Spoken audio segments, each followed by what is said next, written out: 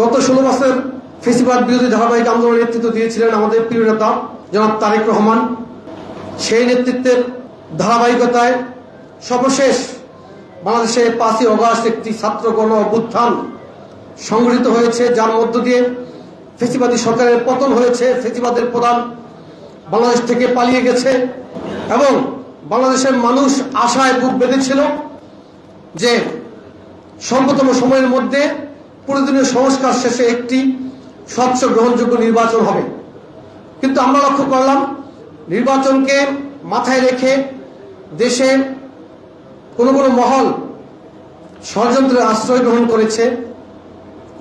কেউ কেউ নির্বাচনকে ন্যায় বিচারের মুখোমুখি দাঁড় করিয়ে দিচ্ছে, কেউ কেউ নির্বাচনকে সংস্কারের মুখোমুখি দাঁড় করিয়ে দিচ্ছে।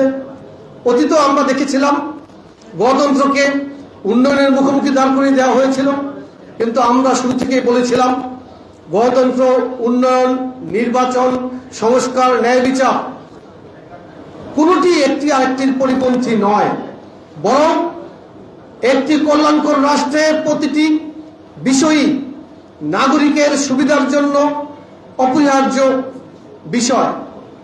যাই হোক, আমরা ফেসিবাদী সরকারের পতন ঘটিয়েছি, কিন্তু ফেসিবাদী ব্যবস্থার পুরোপুরি পতন ঘটাতে পেরেছি কিনা আমরা জানি না। আমরা আশা করেছিলাম মেধার বিপরীতে মেধা, যুক্তির বিপরীতে যুক্তি, জ্ঞানের বিপরীতে জ্ঞান দিয়ে আমরা রাজনীতি করব, যেখানে শালীনতা থাকবে, রাজনৈতিক শিষ্টাচার থাকবে এবং প্রতিপক্ষের মতের প্রতি শ্রদ্ধাবোধ থাকবে। কিন্তু আমরা লক্ষ্য করলাম আজকে বাংলাদেশে যেখানে পরমত সহিষ্ণুতা থাকার কথা ছিল, সেখানে এক ধরনের অস্থিরতা তৈরি করা হচ্ছে। যেখানে আমরা শালীনতা আশা করেছিলাম, সেখানে অশালীন বক্তব্য শুনছি।